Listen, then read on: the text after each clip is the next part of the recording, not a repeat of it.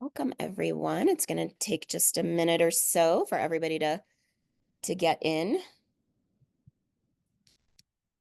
Recording in progress.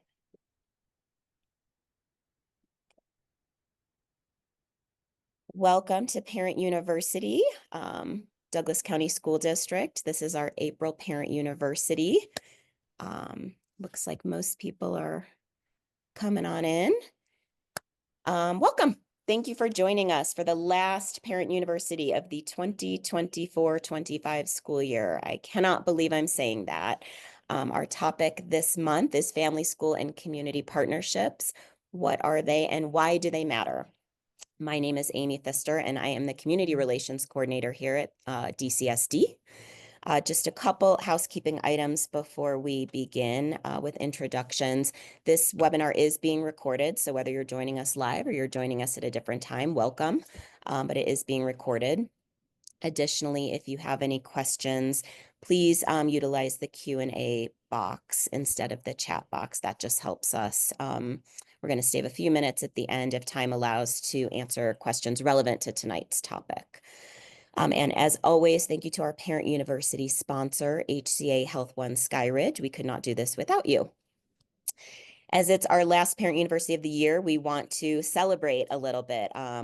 We've got staff appreciation coming up the beginning of May. And so this is a really great time to recognize and celebrate some of the great things happening in our school communities, which we're going to talk about tonight and feature one of our schools here tonight around the family, school, and community partnership model. Joining us tonight, and she's going to speak a little bit first about the great things happening at her school. As a school principal, it's a very busy time of year for her, and she's got to leave a little bit early, so we want to honor that.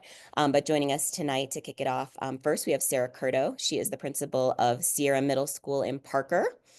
And as well, we have Becky Corr, who's a director here at Douglas County School District and the team lead for the Family School Community Partnership Collaborative. That is a mouthful. So again, thank you for joining us. And Sara, I'm going to go ahead and share my screen and then kick it off to you if you want to take it from there. Absolutely. Thank you, Amy. I appreciate it. As Amy said, I am the principal at Sierra Middle School in Parker. We are one of the lucky recipients of some 5A bond dollars that are going to be coming our way thanks to our voters. Our building will be getting an expansion for sixth grade, which is set to open in the fall of 2027. So we'll be adding sixth grade to our building in just a couple of years. So right now we are a seventh and eighth grade middle school with about 800 students over in the northeast corner of Parker. Amy, if you go ahead and move on to the next slide. This is my third year here as principal at Sierra Middle School. And one of the biggest things that we're super proud of here at Sierra is our student behavior system. When I came here, some of the feedback from families and students and staff was we need to do something to make sure our students are meeting some expected behaviors. And so where we started was with school-wide behavior expectations. So we call it our kind of SOAR behavior expectation system. Our mascot here at Sierra Middle School is the Eagles. So of course, the SOAR acronym really fits nicely. SOAR stands for safety, opportunity, accountability, and respect. So all of the behavior expectations that we have for our students really center around those four areas. We really worked collaboratively with our school leadership team, which is representatives from our staff, as well as getting a lot of feedback from families, current, former, and future families about how they wanted Sierra to be as a school. The students also had their opinions, of course, about student behavior here at Sierra. So we took all of that together to develop our SOAR behavior system. Obviously, the SOAR behavior system is one piece of a broader system that encompasses not only student behavior, but academics as well as social, emotional, and behavioral wellness in our building. Go to the next slide, Amy. Here are a couple examples of what our SOAR expectations really look like. We've tried to keep it as simple as possible in order for our students to really grasp the concept of how are they expected to behave when they're here at school. We have common expectations for a couple different areas. The first one is expectation in our common areas. So that's places like the hallways, the gym, the library, the cafeteria, those communal places where the kids tend to gather. And if you remember your middle school days, you probably remember what it's like when you get a bunch of middle schoolers together. So clarity around how they need to behave in these common areas is really important. I always kind of make the joke with the kids. I say, keep your hands to yourself 50,000 times a day in a middle school. So you can see that these are some pretty clear ones that are very necessary in a middle school environment. Go ahead, go to the next slide, Amy. Another area that is really important to have some clear expectations around is the bathrooms and the locker rooms in a middle school. Our parents always have lots of questions, especially when their elementary student is transitioning to middle school, about what is it going to be like in the locker room when they go and change for PE? What is it going to be like in the bathroom when they have to share the bathroom with these big eighth graders? So having these SOAR expectations really helps parents, families, and students understand that this is what we expect in the bathroom. And if this isn't happening, obviously we're going to be having conversations with those students. So it's pretty straightforward. And the kids, they always giggle when we talk about it, especially, staying on task is one of their favorite ones. Go ahead, one more. Expectations for the classroom. Uniformly in all of our classrooms, these are the basic expectations for student behavior in our classrooms. Now, in some classrooms, they add a few to clarify. For instance, expectations in a science classroom might look a little different than expectations in PE. However, the basis of all expectations for the classroom are these bullet points about student behavior in the classroom. These behavior expectations are also really important because they're the basis of our work habits grading that we do with students. Go ahead, Amy. When you get to middle school, in all of the DCSD neighborhood middle schools, not only do we grade students about their content knowledge, we also offer them feedback about their work habits. Work habits are those productive student behaviors that contribute to their success in the classroom. Our SOAR work habits are part of just one grade that they get. Every middle school does it a little bit differently, but for us, it's a category within that one grade. What we teach the kids is that the expectations for the classroom, we expect those to be consistently met every single day. And if you are meeting those every single day, you're doing a really good job with your work habits. You're meeting the expectations for your work habits. We also try and teach them ways in which to go above and beyond the expectation for their work habits. Parents often ask us, how can my student get a 4 in work habits? The 4 is the highest grade that they would be able to get in their work habits.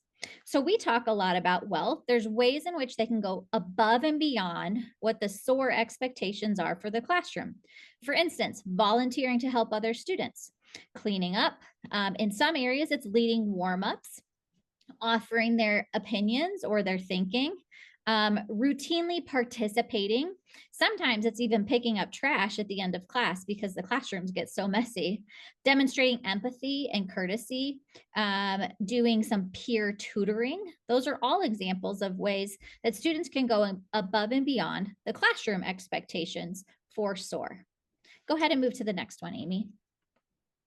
What's most important about our SOAR expectations outside of their clarity is that they are taught, practiced, reviewed, and reinforced school-wide at least 4 times during the school year.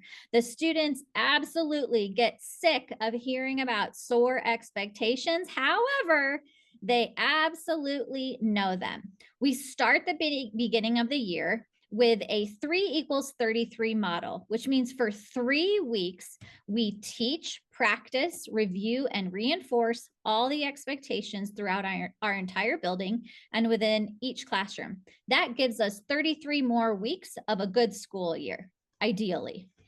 However, we know with middle schoolers, it's very important to revisit those expectations and transition the students back into school after things like fall break, winter break, and spring break. So after every single break, we have a SOAR review with students where once again, the SOAR expectations are taught, practiced, reviewed, and reinforced. We found that this really helps have uniform student behavior and expectations throughout the entire year. Go ahead, next slide, Amy. The SOAR expectations, along with the big 3 school-wide policies, are accessible to and shared with families multiple times a year. They're posted on our website. They're posted in the building on posters, easily seen when parents are coming in, when families are coming in, where kids can see them. Sometimes we stop kids in the hallway and say, hey, let's look at the expectations for these common areas. Right now, I really need you to keep your hands to yourself because look, it's right over here. That's one of our expectations. The teachers have them posted in the classroom.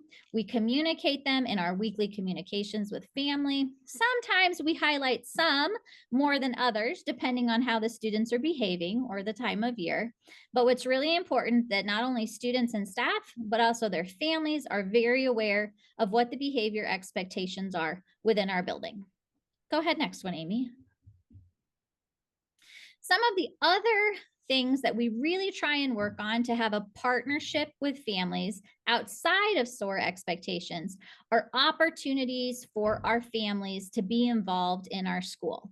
In addition to our parent-teacher organization and our school accountability committee, we have a lot of other ways that families can interact with our actual school.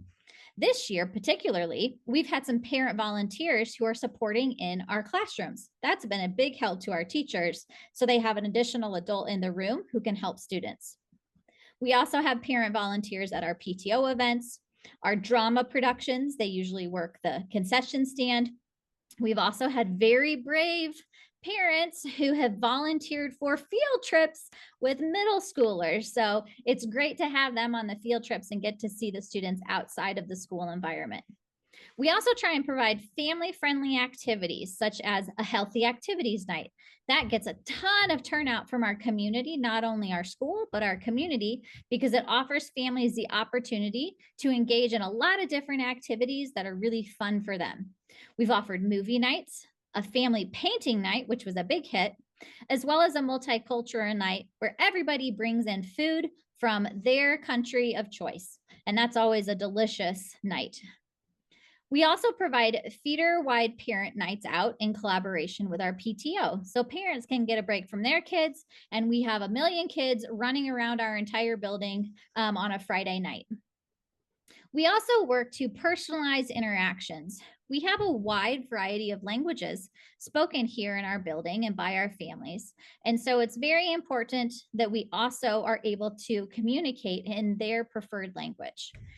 We work to address family members by name. They always love it when we know siblings of former students and they're coming back and we say, oh, hey, how's Cooper doing? It's great when they see that we remember their family as well. Another thing that's very important for our staff to do is addressing all students by name and pronouncing their names correctly. We have most of our staff standing at their doors greeting students when they're coming into their classroom, saying their names, asking them how they're doing, making that connection in that supportive way. Again, we have a very diverse student population, and so pronouncing names really demonstrates quite a bit of respect to our students who come from all over the world. Also, some personalized two-way communication. Not only do we use the normal channels of email and phone calls, we also use talking points, which allows us to communicate in different languages with our families. We also are available at school activities for families to come and ask us questions. I even see parents at the grocery store who sometimes have a question about something that's coming up. So, really having that personalized communication and being approachable is very helpful in terms of partnering with families. Go ahead, Amy.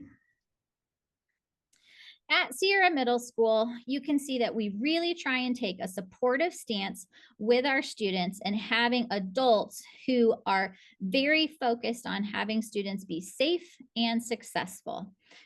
We've developed a lot of stuff with our families over the past couple of years with our community and with our students. The consistent language is very important. It's taken a couple of years, but now everybody knows what a SOAR expectation is. Everybody knows what our three big policies are because of that communication and repetition. We always want to partner with families when students maybe make some not so great choices, as you probably did when you were in middle school. A lot of our conversations with families are about problem solving together and seeing what can we do to support the student moving forward productively. It's always very helpful to get feedback from both students and their families about how things are going because our goal is always to be the best in the business. So, feedback from the people who we serve is very important. Go ahead, Amy. Some other things to highlight in terms of our partnership with families is supporting our diverse populations here at Sierra. We have a wide range of families who are part of our English language development program, and we have a great set of staff who think of all the various ways to support them. We offer specific conference nights for families within our English language development program with translators available in a smaller environment, just with the teachers that they need to talk to. It's a little less overwhelming than the normal conference night. We also engage in multicultural nights. We have a Hispanic Cultures Club in which our students can be involved in, and families often contribute food that the kids can make. We just try and find a lot of different ways to engage those diverse populations and celebrate everything that they bring to the table. We also do transition meetings for families with incoming seventh grade students with an IEP. There's a lot of questions around transitioning to middle school, and our students with an IEP, their families usually have a lot more questions because it's just so much more involved. So we do transition meetings with each and every single one of those families and our special education staff. We also provide school visits for students and families within our SSN program. Talk about a high level of stress. Not only is your child transitioning from elementary school, but they have severe support needs. And so you're extra stressed by that. So coming over to visit our program, see the facilities that we have to support our SSN programming kind of alleviates some of that stress, and that partnership between the school and the family can start before the students are actually on site. Another area that's important in which a lot of communication between families and staff happens is around course acceleration for our families within the gifted and talented program. They have a lot of questions about how the needs of their students are going to be met at that accelerated level. And so our GT program does a great job partnering with parents and answering their questions as they prepare for that transition in. Go ahead, Amy. So, in general, I think any middle school will tell you that the partnership between the home and school is one of the most important partnerships within the building, outside of the relationships between supportive adults and the students in our building. We really try and have that different types of communication and levels of support for each and every single student, but we know that we can't do it without the support of our families.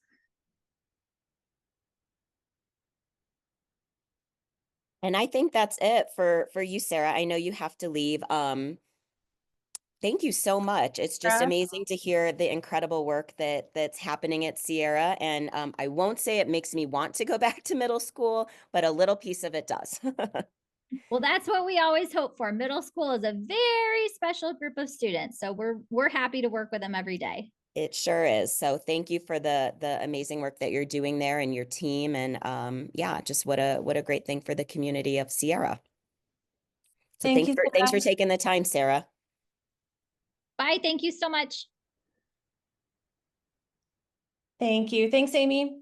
So I think we're going to kind of switch gears a little bit and talk about how we discovered this practice at Sierra Middle School, and also talk a little bit about the research behind family, school, and community partnerships.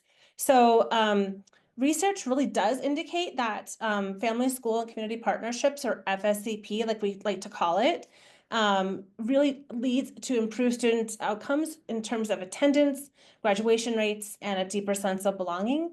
Our educators report higher job satisfaction, greater success in the classroom, more support from families, and just an overall improved mindset about students and families.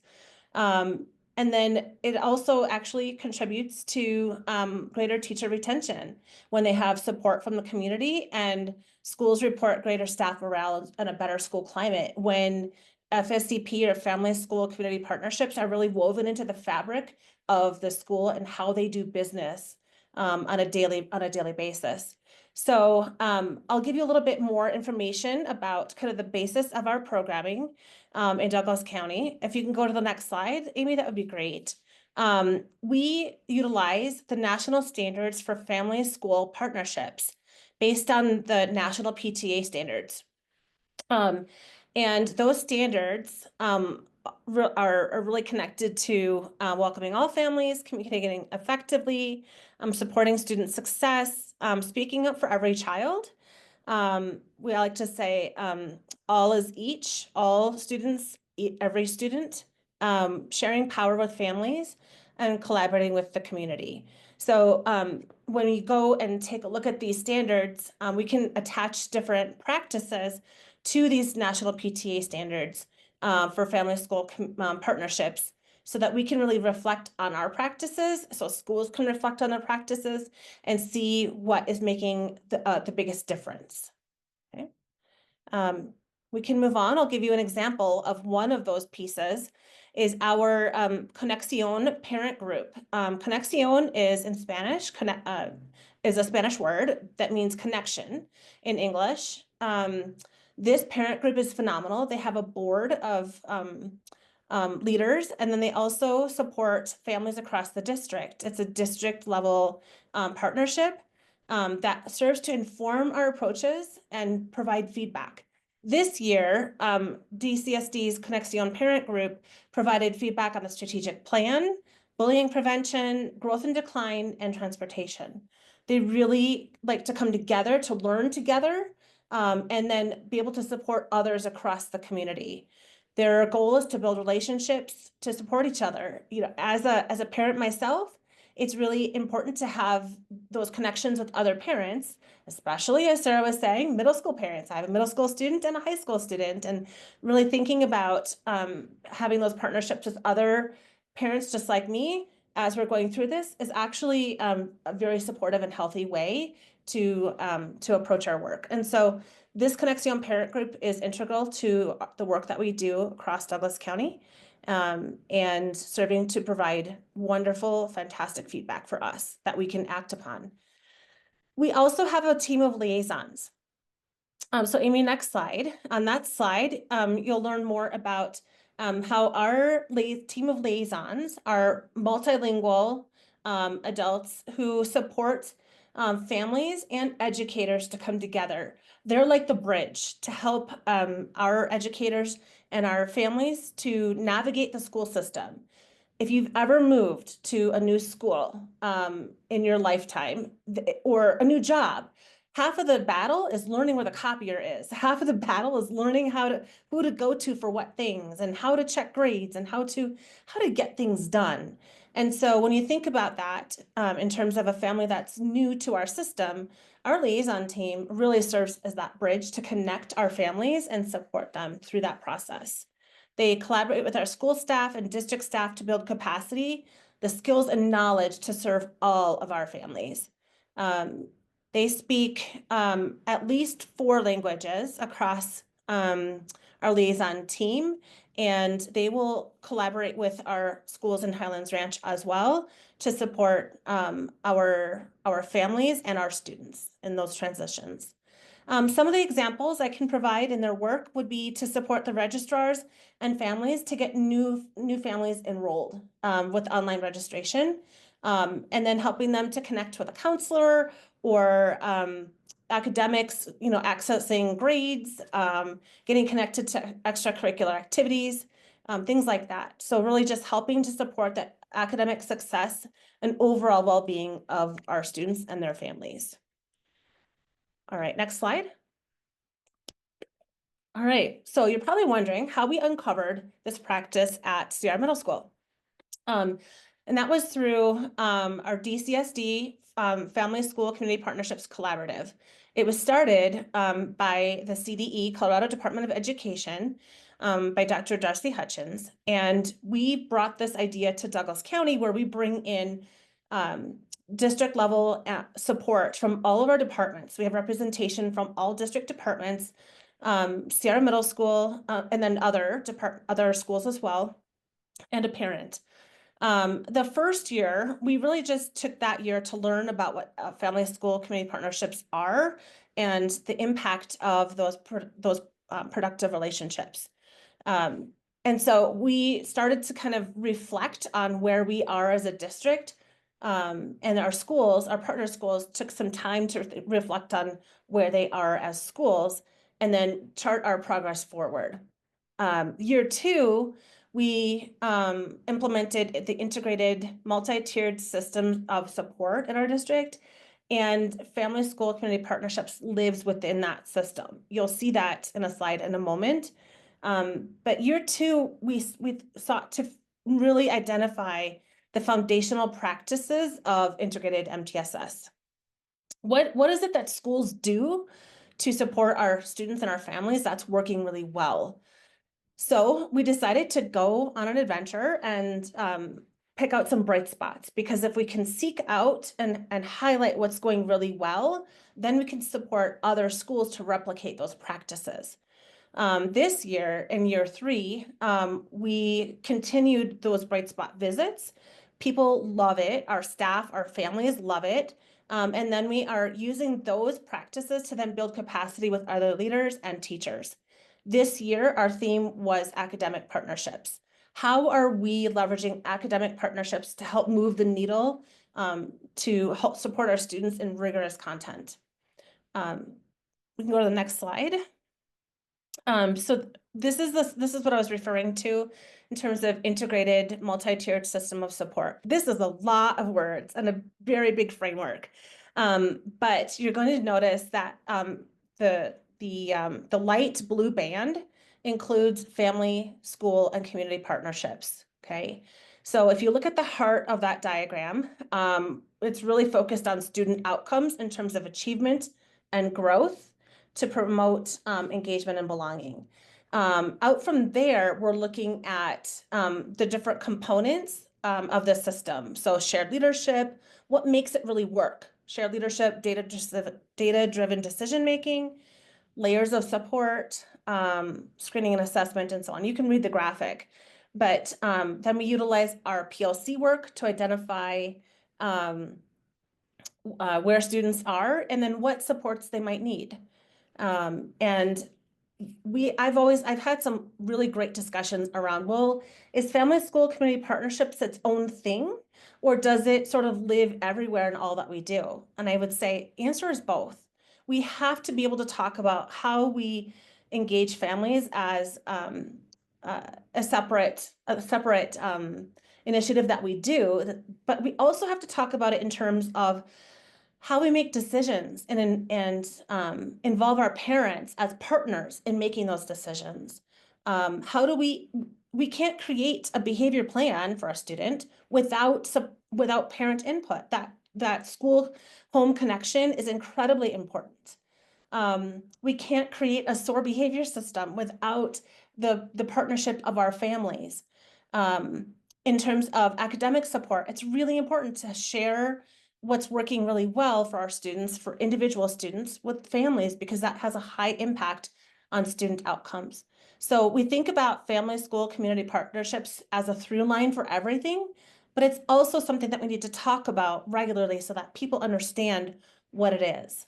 So I think that sometimes we have some more traditional ways of thinking about family, school, community partnerships, and we're starting to move the needle to think about it more broadly. If we can go to the next slide, I can show how we are starting to build capacity, the skills, knowledge, and resources of everybody in the district to support family, school, and community partnerships. And that really takes a lot of collaboration. We're trying to move it from silos to systems in order to get everyone in the room talking about how are we engaging families on a regular basis. So I'll give you some examples. If you go to the next slide, when you think about family, school, and community partnerships, we think of parent-teacher conferences, the school accountability committee, the district accountability committee, back to school night, right? Oftentimes our high schools will have post-secondary readiness nights and things like that.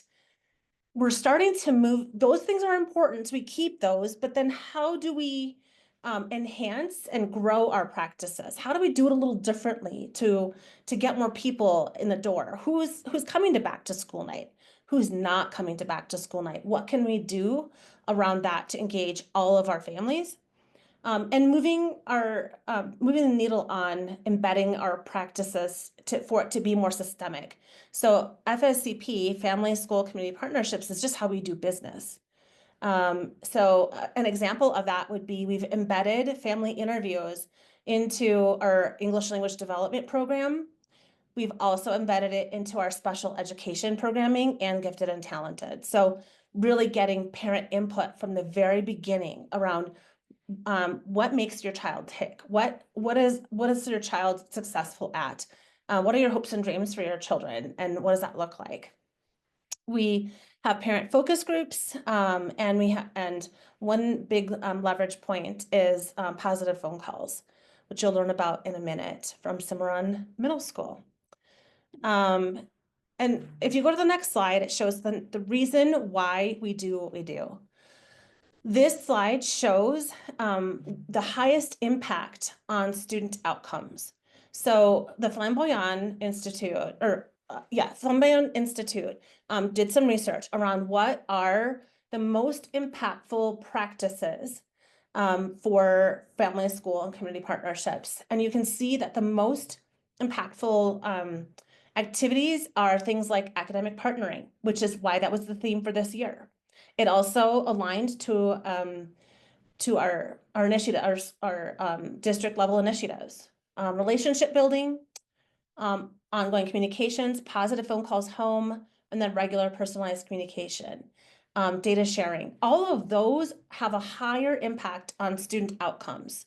It's not that we don't do celebrations and fundraisers and potlucks and performances and all of those things. And it's not that those things are bad and we don't do them. We continue those, but we really try to leverage those systemic practices at the high end of impact in order to move the needle for our students. So let's take a look at one school that we visited on a bright spot visit, Cimarron Middle School. All of our district partners came to Cimarron and they presented us with their school plan and how family engagement is woven into their school plan. And one of the biggest things that we took away from that was communication practices. So positive phone calls home really support behavior. They also support building that relationship with families and getting that parent input.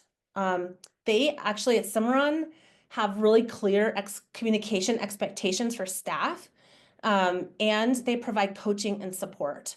So it can be sort of daunting to think about picking up the telephone to call a parent, especially if it's a more difficult conversation. So at Cimarron, they coach their teachers. They support them to have those productive conversations and really emails and make that a really positive interaction for our families. even if it's a difficult conversation. If we can go to the next slide. I love this quote because it really talks about the impact of successful partnerships with families and the research. As I mentioned before, the outcomes for students are much greater when we have really successful partnerships in place. And teachers have expectations and support to really be able to meet that. The next slide will show some promising partnership practices and ways that Cimarron has implemented these practices. So every year, the Colorado Department of Education publishes their Promising Partnership Practice Guide, and it's a collection of practices from across the state that really help to support professionals in the field who are implementing FSCP, who are working with parents. And it's been fantastic. We've had several practices published over the years, and the feedback has been wonderful. Well, Cimarron Middle School got picked up by the Colorado Education Initiative after their Promising Partnership Practices was highlighted.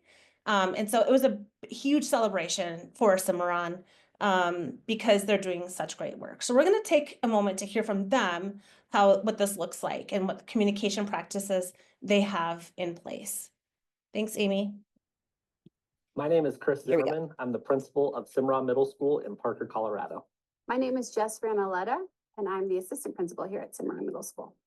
We're here to talk to you about promising practice around family.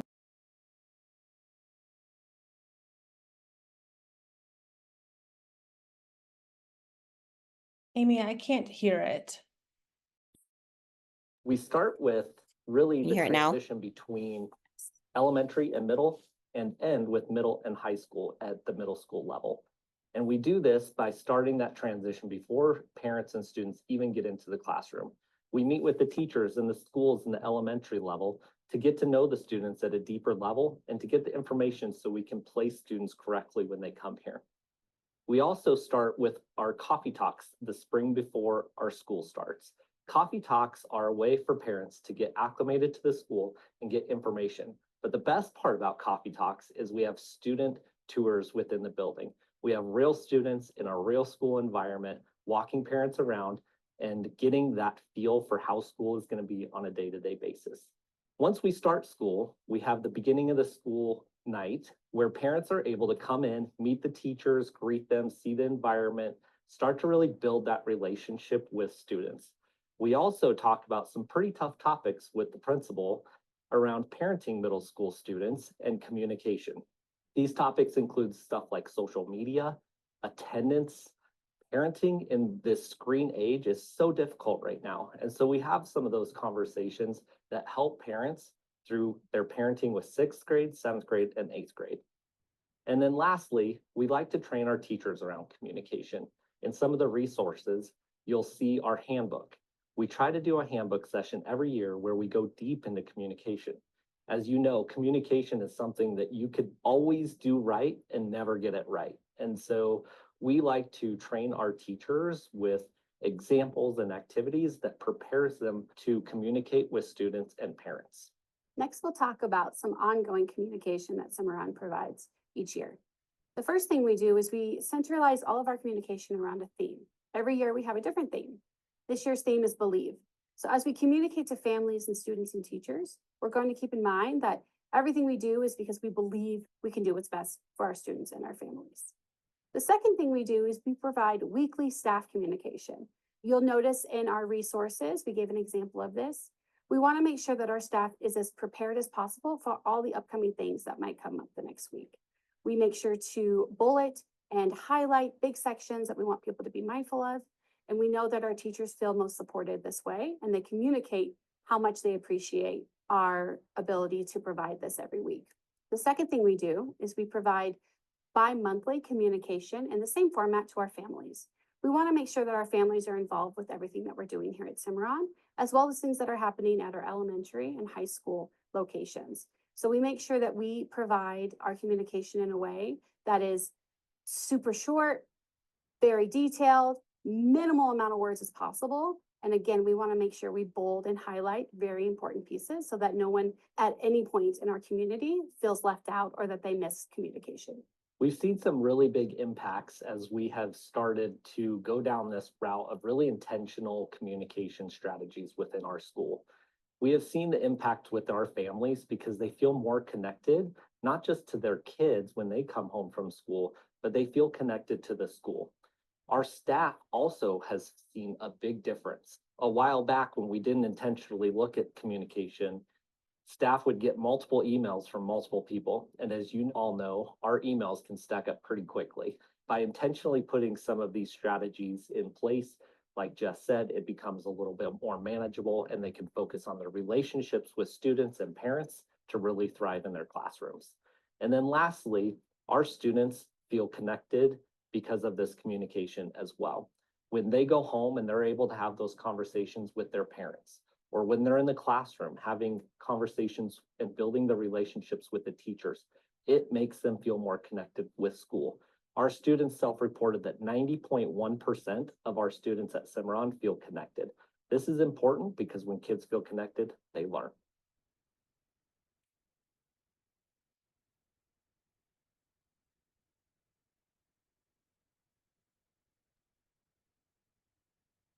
Thank you, Amy. Yeah. So as you can see, our Cimarron Middle School has some really amazing practices in place to support both families and educators to really come together to bridge those gaps and support students appropriately. And I have a few of those listed here. One of our favorite things too is our transition breakfast with our English language development students. And it's just a time to really celebrate that transition to from elementary to middle and then middle to high and connect with our families so that they can really walk in the shoes of their students to see that all the amazing support that they're receiving from their teachers. And then, of course, their staff and family newsletters. One thing I would point out is that their staff and family newsletters are a little different. They really highlight their staff on a personal level, like what are they interested in, what are they like, what are some hobbies, things like that, so people can get to know them a little bit better, to really build that connectedness within the school. So, and of course, you know, the important topics and events that are happening as well, but I just that is really helpful to highlight. So we can go to the next slide. So I think this is important, the vision and mission around Cimarron and their leadership team shows really how committed they are to supporting and modeling partnerships with families. Again, just like Sara Middle School, they are really supporting teachers and families to come together with that partnership lens. It's become a part of the fabric of how they just do business. So that family school community partnerships isn't something extra that we do. It's how we operate going forward. And that collaboration, as you can see, is incredibly important. All right. So on this next slide, it talks about kind of rethinking how we think about family school community partnerships. Sometimes this idea of, well, if they care, they'll show up is out there. Sometimes it's, well, some parents are just too busy, or maybe they have, you know, challenges in getting to the school sometimes. I know as a busy working parent myself, I experience that sometimes too. But I'm always there for my students and I'm always talking to them about how they're doing, right? When we start to think about family, school, and community partnerships, and we relate it to a space launch or a rocket launch, it starts to make more sense because it really has to be everyone coming together in order to plan, implement, and complete the mission, or plan, implement, and do family, school, and community partnerships so that it becomes it moves our system from silos to a full system. And it becomes part of just how we do business. Working together throughout the year on the shared mission with families and educators really helps to improve student outcomes in terms of academics and well-being. So support every kid in reaching their goals. These are some ideas for partnering with your child's school. You probably are aware of the School Accountability Committee, the District Accountability Committee, the PTAs, volunteering, and those traditional ways of engaging. But also consider providing teachers with information about your child. If they don't ask, you can share information with them. Share your goals and hopes and dreams for your child and how teachers might be able to connect with your child to start building that relationship to help them gain a love of reading, for example, or really put forth the effort in a science class. So bottom line is it takes a lot of coordination and collaboration from everyone to launch student success. And we're so grateful for our parents in Douglas County as we support our students' learning. So thank you for being amazing partners in that.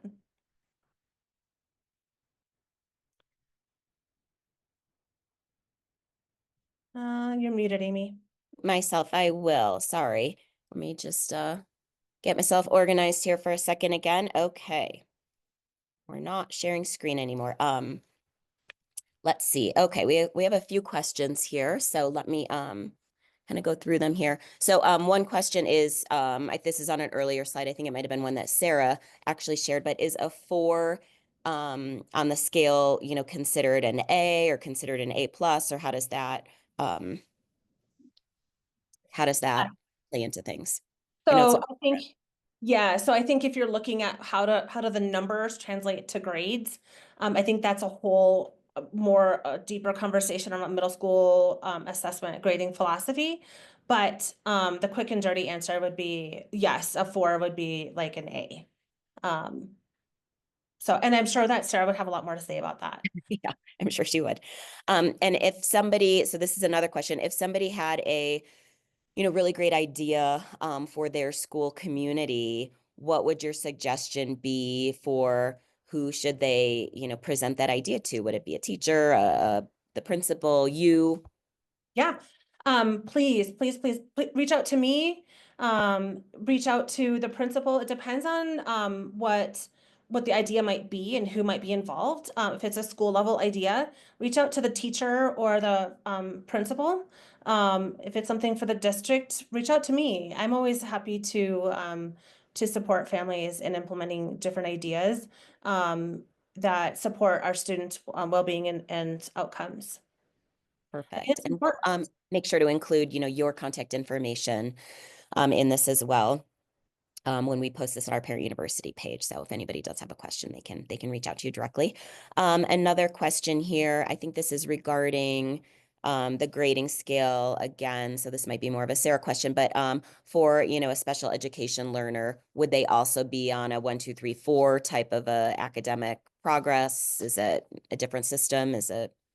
Yeah, I think it depends on the child, honestly. I think that, and I can't speak to all, I can't speak to it broadly, but I know from experience that our educators really work to differentiate those for what kids need. And so I think that if some students need a lot more support with meeting those expectations around behavior because of other challenges, while other students on an IEP might be able to meet those expectations just fine.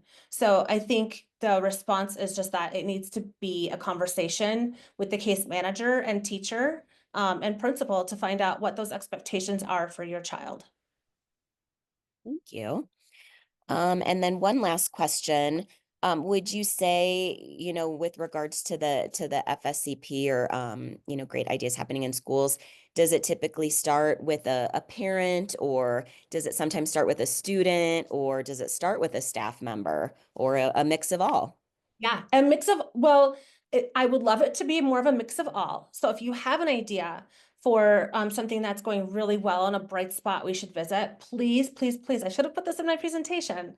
Let us know, because we would love to go and highlight that school and celebrate the great work that they're doing, and then also be able to share those practices with other schools. to be able to learn and grow those practices as well. So please reach out to me. I would love feedback on where we should look next. Yeah. Yeah. Well, and I love that so much, just the concept of the bright spot visit, because it is inspiring. I know, I had the pleasure of attending a bright spot visit at a school, and I was just blown away by the work that they're doing, and some of the other teachers and principals in the room were as well. So it's just so inspiring to, have that aha moment where it's like, oh gosh, well, we could implement a similar, you know, concept in our school. So it's really wonderful to celebrate and inspiring to others to see that. Absolutely. We've now visited an elementary, 2 middle schools, and a high school. So we're looking to branch out in order to capture even more practices and be able to share those. And with having so many district leaders in that room, we're then able to go out and say, hey, to our teams, these are some things that we saw that were working really well. Let's take this over here and start this with our staff as well. So that's really the benefit of that. And then we start to take it even wider, things like this, where we get to share the great things that our schools are doing. Perfect. And then would you, I know next year is year 4. I'm assuming, will there be a new focus for next year? There will be. And so we'll be talking about to our, it's really going to be guided by our strategic plan, just like everything else. And so we'll take a look at where that is and how we can align to the strategic plan in that way for the FSCP collaborative as well. Very cool. It's amazing. Just the work that the FSCP collaborative and some of the things that the schools are doing is just incredible and so inspiring. So it's a perfect end cap to our parent university year.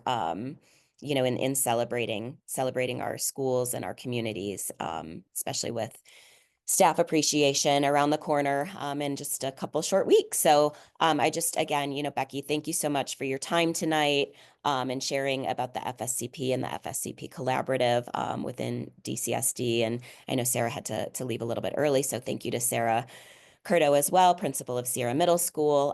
Just an incredible presentation. So we will again post this on our Parent University webpage a little bit later in the week, and then this will go out to all of our those in our community by Friday. So again, thank you to our sponsor, HCA Health One Skyridge. They sponsored Parent University all year, and we couldn't do it without them. And then we will be sharing a survey out to our community to really help guide what Parent University looks like next year, as this is meant for you, our parents, what information you want, what topics you want us to cover. So we really, it's driven by you, and we want to hear your voice. So thank you for just taking a minute to fill out that survey when you get it in your inbox. Send us your suggestions. That's what we're here for. So thank you for taking the time tonight to join us, and can't believe it, but we'll see you at the 2025-26 school year in September. Thank you. Have a great night.